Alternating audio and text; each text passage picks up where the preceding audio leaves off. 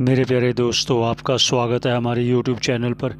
सभी के मंगल की कामना करते हुए, जैसा कि हम प्रतिदिन पंचदशी श्रवण कर रहे हैं महाराज जी के श्रीमुख से, आइए उसके आगे के श्लोकों का व्याख्यान हम महाराज जी के श्रीमुख से श्रवण करें। हम सब मिलकर पुनः पुनः सभी के मंगल की कामना करते हुए आइए श्रवण करें। शांति शांति शांति। शंकरं शंकराचार्यं केशवं बादरायणं सूत्रभाष्यकृतो वन्दे भगवन्तौ पुनः पुनः। ईश्वरो गुरुरात्मेति मूर्तिभेदविभागिने व्योमवद्व्याप्तदेहाय दक्षिणामूर्तये नमः। ओम शांति शांति शांति। होली की सबको शुभकामना। कभी लगा रहे मधुमंगल। हम लोग पंचदशी के जो द्वितीय प्रकरण है, पंचभूत विवेक प्रकरण, उसी को लेकर विचार कर रहे हैं। इसका विचारणीय बिंदु है भगवती श्रुति है, और सर्प का रूप कल्पना करते हैं। किसमें देख रहे हैं आप? सर्प रस्सी में। रस्सी में अयम सर्प हो गया, तो रस्सी में सर्प का कल्पना किया, नाम भी कल्पना किया, रूप में कल्पना किया। वैसे ही ब्रह्म का नाम और ब्रह्म का रूप किसमें कल्पना कर रहे? सत में कल्पना कर रहे हो, असत में कर रहे हो, और वह जगत में कर रहे हो। किस में कर रहे हो? सत में सत कल्पना होगा नहीं। सर्प नाम रूप सर्प में थोड़ा कल्पना कर रहे हम। किसमें कल्पना कर रहे हैं? रस्सी में। दूसरा होना चाहिए, सत में सत नहीं होना चाहिए। अब यदि मानेंगे दूसरा एक सत मानते हो, वहां भी पूछेंगे वही, अनवस्था दोष आ जाएंगे। एक तो सत में सत कल्पना नहीं होता, कोई दूसरा सत में मानेंगे तो वो किसमें कल्पित है? अनवस्था आ जाएगा ये सब। और दूसरा बात है, असत में तो कल्पना होगा ही नहीं। असत का मतलब निरादिष्टान। वंद्यापुत्र में कोई किसी का कल्पना होता है क्या? देवदत्त कैसा है? वंद्यापुत्र के समान है। ये वंद्यापुत्र देवदत्त के समान है, नहीं कर सकता है। वंद्यापुत्र में किसी का कल्पना नहीं कर सकते, है ही नहीं तो कहां से कल्पना कर। इसलिए असत में भी सत का तद ब्रह्म का नाम रूप ही नहीं कर, तो बचा हुआ कौन? जगत। यदि कहेंगे जगत में कल्पना करेंगे, अरे मूर्ख, जगत तो बाद में उत्पन्न हुआ है। जगत तो बाद में है ना। जिसमें आप कल्पना करते हो, जिसमें, वो तो पहले होना चाहिए। सर्प का कल्पना कहाँ किया आपने? रस्सी में। रस्सी पहले थी या नहीं? पहले रस्सी हो तभी उसमें सर्प कल्पना कर सकते हैं। तो वैसे ही जगत पहले हो तभी ब्रह्म का नाम और रूप कल्पना कर सकते हैं। किंतु जगत उत्पन्न हुआ किससे? जिस ब्रह्म से। पूर्व में है ही नहीं, इसलिए ये भी नहीं बन सकता। अतः ब्रह्म का नाम रूप कल्पित नहीं है, ये ब्रह्म स्वरूप है, ये सिद्ध हो गया। तो यहाँ तक विचार हुआ था, यहीं तक हुआ था ना, 35 तक। आगे देखिए,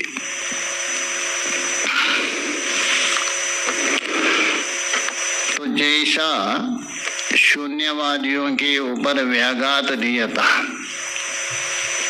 मतलब असदेव इदम अग्रे आसित, शून्यमेव आसित, ये बनेगा नहीं कहा दिया था। अभी वेदांति के ऊपर घुमाकर पूछ रहे हो, सदैव आश्रित कैसे बनेगा?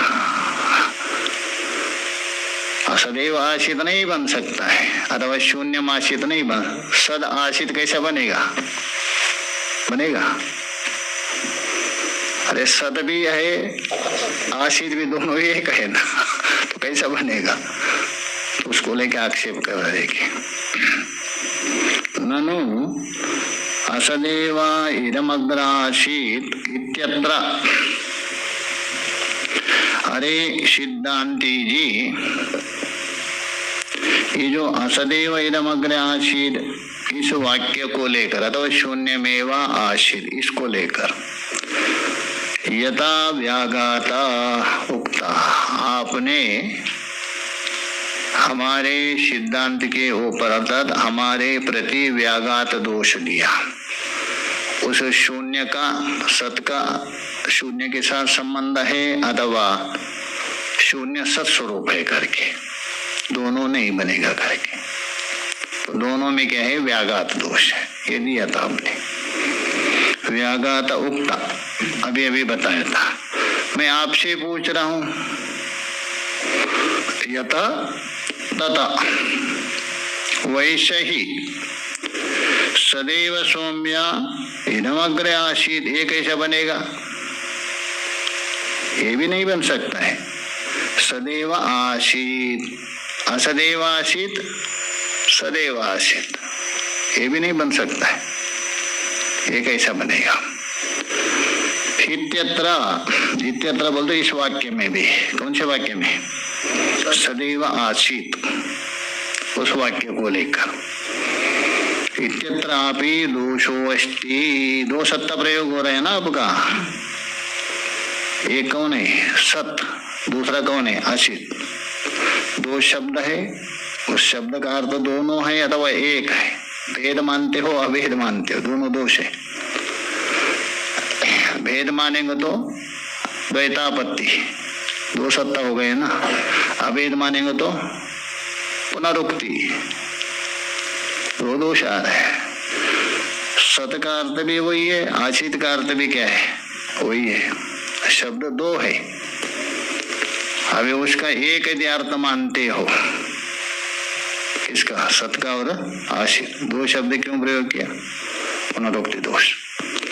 और यदि भिन्न मानते हो, सत अलग है, आशित अलग है, द्वैतापत्ति, ये दोष दे रहे। देखिए, तो इत्यत्र बोल दो इस वाक्य में भी क्या है? दोषो अस्ति यथा अस्माकं प्रति तथा। पर शब्द इतना है, हमारा असदाशित, आपका क्या है?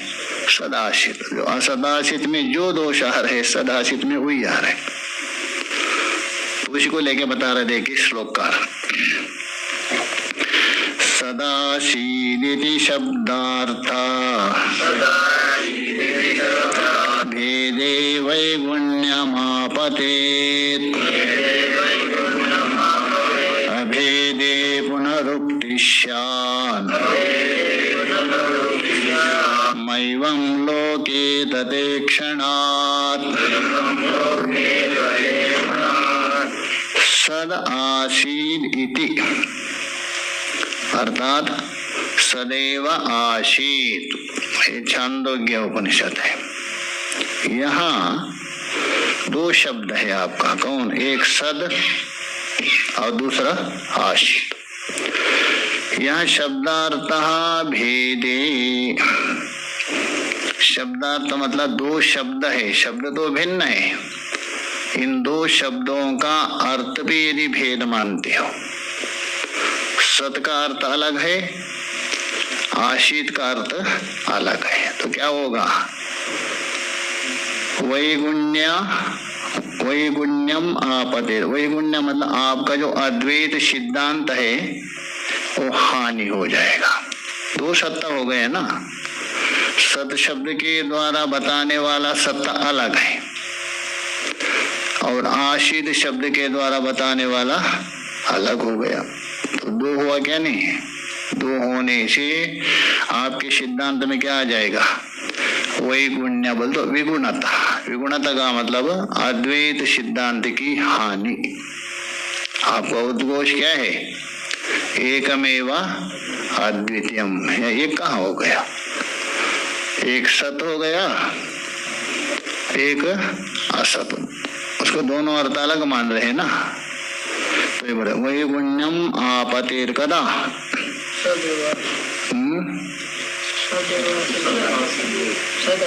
भेदे सदैवासी। ठीक है, भेद स्वीकार करने पर, शब्द में नहीं, शब्द तो भेद ही रहेगा, अर्थ में। सद शब्द का अर्थ, असत शब्द का, आशीष शब्द का अर्थ यदि भेद मानते हो तभी ये दोष आ गया। सदैव आशित में दो शब्द है ना, एक सत शब्द और दूसरा आशित। इसका अर्थ यदि भेद मानते हो तो द्वैतापत्ति, बस यही वैगुण्य है। अखंडार्थ सिद्ध नहीं होगा, अद्वैत सिद्ध नहीं होगा। चलो यदि अभेद मानेंगे, किसमें? सद और आशित में। शब्द भिन्न है किंतु अर्थ एक है। सत का अर्थ भी सत्ता है, आशित का अर्थ भी सत्ता है, एक मानेंगे। तो अभेदे पुनरुक्ति, अभेद में क्या है? पुनरुक्ति दोष आ जाएगा, इसमें पुनरुक्ति दोष आ जाएगा। पुनरुक्ति बोल तो एक ही अर्थ को दोबारा बताना बिना प्रसंग से पुनरुक्ति दोष माना जाता है। सत से भी क्या बता, किसको बता रहे हैं? ब्रह्म को बता रहे हैं। आशीष शब्द से भी उसी को ही बता रहे हैं। एक ही वस्तु को दो शब्दों से बता रहे हैं, तो इसलिए पुनरुक्ति हो जाएगी।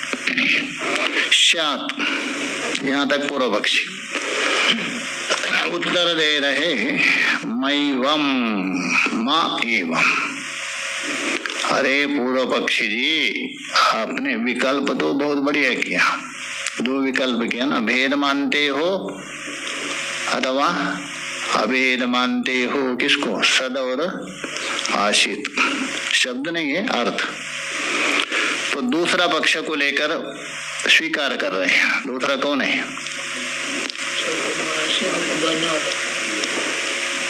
अरे दो विकल्प है ना, भेद मानते हो अभेद मानते हो।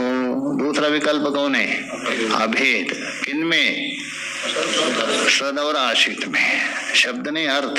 सद और आशित एक ही है, अभेद है, तो पुनरुक्ति दोष आ जाएगा ना। तो बोल रहे हैं महिमम लोके ततः ईक्षणात्, अभेद होने पर भी वहां दो शब्द प्रयोग देखा जाता है। व्यवहार में भी, हाँ, व्यवहार में इतने शब्द प्रयोग करते हैं, वस्तु एक है, शब्द दो प्रयोग कर रहे हैं, पुनरुक्ति नहीं माना जाता है। यहाँ बताएंगे आगे। और दूसरी बात है, उन्होंने दोष दिया था ना, दोनों शब्दों के द्वारा एक ही अर्थ को बोध कर रहे हैं, अभेद बोध करेंगे तो कौन सा दोष आ रहा है? पुनरुक्ति दोष। किंतु यहाँ पुनरुक्ति नहीं माना जाता। ऐसा तो भगवान भाष्यकार जी ने कठोपनिषद में बता दिया है। कठोपनिषद एक पुनरुक्ति दोष नहीं है, दूसरा जामिता दोष। जामिता जानते? आलस्य नहीं है, सचिव। दो दोष नहीं और पुनरुक्ति भी नहीं। किंतु विचारकों ने कहा जहाँ 12 जगह में पुनरुक्ति नहीं आती है, जो 12 जगह है वहां पुनरुक्ति स्वीकार नहीं। पूर्णत्वात्, जहाँ पूर्ण तत्व को बताने के लिए आप शब्द प्रयोग करते हैं, पूर्ण तत्व, वहां भी पुनरुक्ति नहीं, बार बार बताने पर। और आधारत्वात्, आइए आइए आइए बोलते नहीं क्या? पुनरुक्ति क्या? क्यों? आपको आधार के लिए एक बार बोलने से चलेगा ना, आइए नहीं, अरे आइए आइए आइए आप भी बोलते, क्यों? कोई आधार सत्कार देने के लिए, वहां पुनरुक्ति नहीं माना जाता। आधार के लिए जो प्रयोग किया जाता है, एक क्या आप 2 बार के 3-4 बार भी बोलते, बैठिए बैठिए, पुनरुक्ति हुआ क्या? नहीं, वो आधार, वहां भी पुनरुक्ति नहीं। और विदित्वाद, जहाँ विधान होता है, किसी को विधान करना है, बताना है विधि पूर्वक, तो वहां भी नहीं होता है। विधान किसी मंत्र का आदि बताते विधान, वहां भी पुनरुक्ति नहीं माना जाता है। और अर्थ भिन्न यदि हो, अर्थ भिन्नार्थी, शब्द एक है अर्थ भिन्न होता है, वहां भी पुनरुक्ति नहीं है। जैसा उद्विधा उद्विधा उद्विधा उद्विधा प्रयोग किया, दोनों अर्थ अलग अलग है। एक उद्विधा मतलब है वृक्ष हो गए, और उद्विधा बोलते याग हो गया। व्यर्थत्वात्, आप पहले बार बोल दिया वो व्यर्थ हो गया, तभी दूसरा प्रयोग करते, वहां भी पुनरुक्ति। आइए वो व्यर्थ हो गया, दोबारा आइए। तो प्रथमा उच्चारण किया जहाँ व्यर्थ होता है दोबारा बोलते, वहां भी पुनरुक्ति नहीं। और शीघ्रत्वात्, जहाँ शीघ्र करना होता, अरे जाना जाना है, जहाँ शीघ्र होता है वहां भी जो आप बोलते वहां भी पुनरुक्ति नहीं माना जाता है, वहां भी शीघ्रता में भी पुनरुक्ति नहीं है। और निश्चयत्वात्, किसी वस्तु को निश्चय करने के लिए, निश्चय बताना हो, ब्रह्मा ही है, निश्चय करके बताना, वहां भी पुनरुक्ति नहीं मानी जाती। और समाप्ति अर्थत्व, जहाँ समाप्ति यदि हो वहां भी, जैसा विशेष तद्वादा तद्वादा ब्रह्म सूत्र में आता है, जहाँ भी समाप्ति करना है वहां भी दो बार बोलते हैं। जहाँ भी देखिए आप प्रसंग में ब्रह्म सूत्र में सुनेंगे, विशेषस्तु तद्वादा तद्वादा, मंत्र में भी आता है कभी कभी, तो वहां पुनरुक्ति नहीं माना जा समाप्ति के लिए। और नौवा है अखंडार्थत्वात्, जो अखंडार्थ है, यदि आप बार बार बोल करके जो अखंडार्थ का बोध होता है वहां भी पुनरुक्ति नहीं मानी जाती, स्वीकार नहीं किया। 10वां है अभ्यासात, अभ्यास करने के लिए। अच्छा, श्वेत केतु को तत्वमसि कितना बार बता दिया? 9 बार। पुनरुक्ति नहीं हो रहा है क्या? वो अभ्यास है, 9 बार उसको अभ्यास करवा दिया पिता ने। तो इसलिए अभ्यास जहाँ होता है वहां भी पुनरुक्ति, जैसा आप श्लोक रट रहे ब्रजराधेश ब्रजराधेश ब्रजराधेश, पुनरुक्ति नहीं, अभ्यास अवस्था में भी पुनरुक्ति नहीं माना जाता। 11 वहां आश्चर्यत्व, जहाँ आश्चर्य होते हैं ना, वहां भी आप बोलते शब्द बहुत बोलते हैं, वाह वाह वाह करके। आश्चर्य जहाँ होता है वहां भी पुनरुक्ति नहीं मानी जाती। और विकारत्वात्, जहाँ विकार आपके अंदर आ गए, घबराहट आती, तभी भी पुनरुक्ति नहीं। ये 12 जगह में पुनरुक्ति स्वीकार नहीं किया है, 12 जगह में। तो इसलिए यहाँ तो क्या है, विधि है, श्रुति है, श्रुति में कैसे पुनरुक्ति आ जाएगा, संभव नहीं। तो इसलिए बड़े मैवम लोके, मैवम बोलता हूँ पुनरुक्ति न, अध्यार कर दीजिए। हम द्वितीय पक्ष को मानते, कौन सा? अभेद पक्ष। सत और आशित दोनों एक ही बता रहे, उन्होंने कहा पुनरुक्ति आ रहे, मैवम, पुनरुक्ति नहीं है, यहाँ पुनरुक्ति नहीं मानी जाती, श्रुति वचन है। और लोक में देखा भी जाता है, प्रयोग किया जाता है। तथा ईक्षणा, तथा बोल तो पुनरुक्ति वहां देखा गया है, अर्थात बार बार देखा गया है। एक ही अर्थ को 2 शब्द प्रयोग किया जाता है, ऐसा लोक में देखा जाता है। ये आगे के श्लोक में बताएंगे, ठीक है मेरी। उसी को ये बता रहे, देखिए अग्रिम श्लोक में, लोके एवं विदेशु प्रयोगेशु, लोके बोलतो संसारे, एवं विदेशु बोलतो इस प्रकार प्रयोग में, मतलब एकार्थवाचक, अर्थ क्या है? एक, अनेक शब्दों का प्रयोग करने पर, ये हो गया एवं विदेशु प्रयोगेशु। एकार्थवाचक अनेक शब्द का प्रयोग करने, अर्थ तो एक है, उसका वाचक अनेक बार प्रयोग करने पर भी पुनरुक्ति नहीं माना जाता है। कुत्र? लोके। पुनरुक्ति अभाव, कुत्र? लोके। कुत्र दृष्टा, वो पूछ रहे, अच्छा एकार्थवाचक अनेक शब्दों का प्रयोग करने पर भी पुनरुक्ति दोष नहीं है, ये आपने बता दिया। कहाँ देखा दिया, समझाओ ऐसा कोई एक दृष्टांत देके। कुत्र दृष्टा, तो कुत्र प्रयोग कृता, कहाँ देखा है? इति आशंक्य, ऐसा आशंका किया है किसने? पूर्व पक्ष ने। उत्तर दे रहे, अरे तो आप स्वयं प्रयोग करते, थोड़ा विचार करो। उसके लिए एक दो दृष्टांत दे रहे और भी आप ढूंढे बहुत। देखिए श्लोक देखिए, कर्तव्यम कुरुते वाक्यम रोते धार्यस्य धारणम इत्यादि वासनाविष्टम प्रत्याशी सदीतीर्णाम कर्तव्यम कुरुते। देखिए हम दो प्रयोग कर रहे हैं, कर्तव्यम कुरुते। कर्तव्य कर्तव्य का मतलब क्या है? करना ही। कर्तव्य का मतलब क्या है? करना ही। तो कर्तव्यम कुरुते, कर्तव्य करता है, तो कर्तव्य का अर्थ भी वही है, कर्ता अर्थ भी वही है। दो प्रयोग कर रहे हैं, किंतु प्रयोग करते हैं, वो कर्तव्य कर रहे हैं। कर्तव्य का अर्थ ही जो कर रहे हैं, तो उसको बोल तो कर्तव्य करता। और वाक्यम ब्रूते, वाक्य किसको कहते हैं? बोला हो, जो बोला है वही वाक्य है। वाक्य बोलता है, जो बोलता है वही वाक्य है, अलग वाक्य थोड़ा है। तो भी वाक्यम ब्रूते, वाक्य बोलता है। यहाँ भी देखिए दो शब्द प्रयोग कर रहे हैं।